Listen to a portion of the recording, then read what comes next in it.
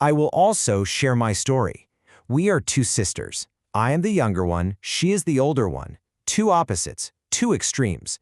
I have been saving since I was little. I have always worked, I have always saved. She has always had nothing, always wanted, always supposedly gave back, and she has always been forgiven. Our parents are now elderly, she continues to want it. I go shopping, pay expenses, and she still doesn't have enough.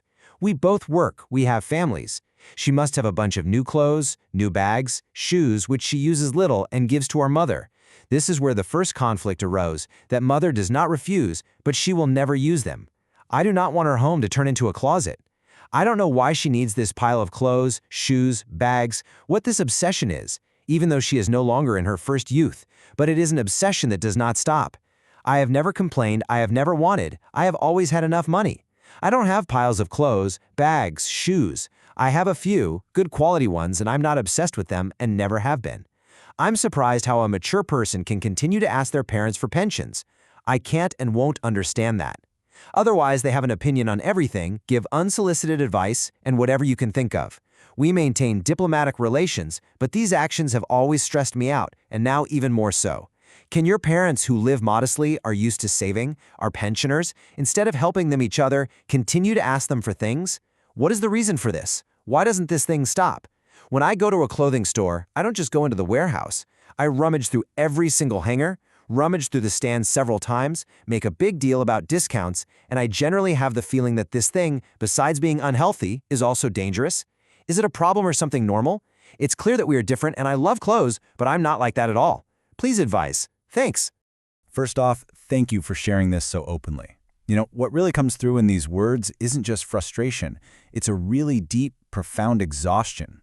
It's the weight of being the responsible one for so long and that feeling that the scales are just fundamentally tipped against you. So let's break this down, because this story touches on family dynamics that I think a lot of us will recognize. All right, so here's our game plan. We're going to start with the dynamic of the two sisters. Then we'll dive into the psychology behind that constant wanting. We'll absolutely validate those feelings of injustice, and then, and this is the important part, we'll talk about what you can actually control, why these patterns seem to go on forever, and finally, how you can choose to find your own peace in all of this. So at its heart, what we're looking at is a story of two very deeply ingrained roles. You have one sister, the younger one, who has always been the saver, the provider, the responsible one. And then you have the older sister, who has really settled into this role of the perpetual needer, the one who's always wanting and somehow always forgiven. And these aren't just habits, right? We're talking about identities that have been forged over an entire lifetime. Okay, so this brings us to the really big question. Why? Why does a grown adult keep up this pattern of asking for and taking things from their elderly parents?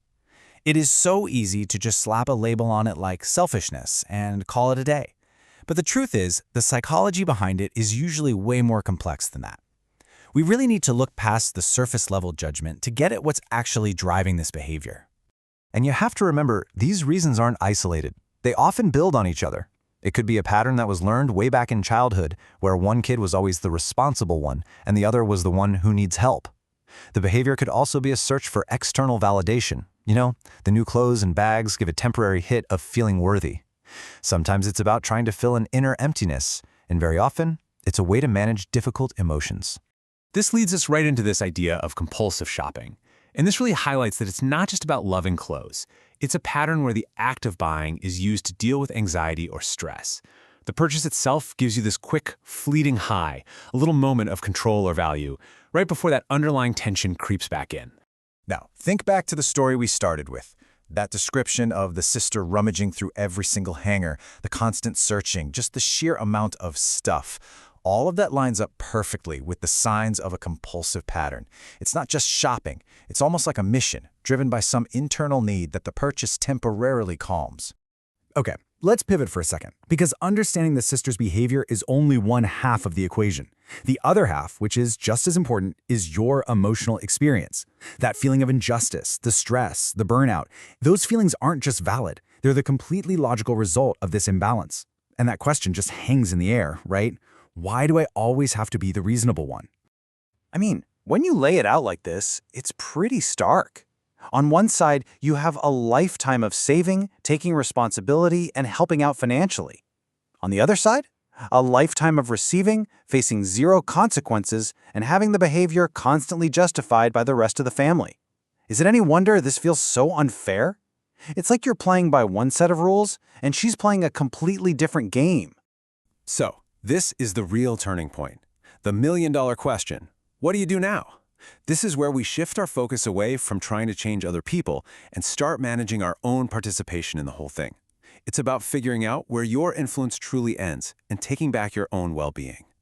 Here's the hard truth. You cannot change your sister's personality. You can't control her habits or her desires. And you definitely can't control your parents' choices to give her things.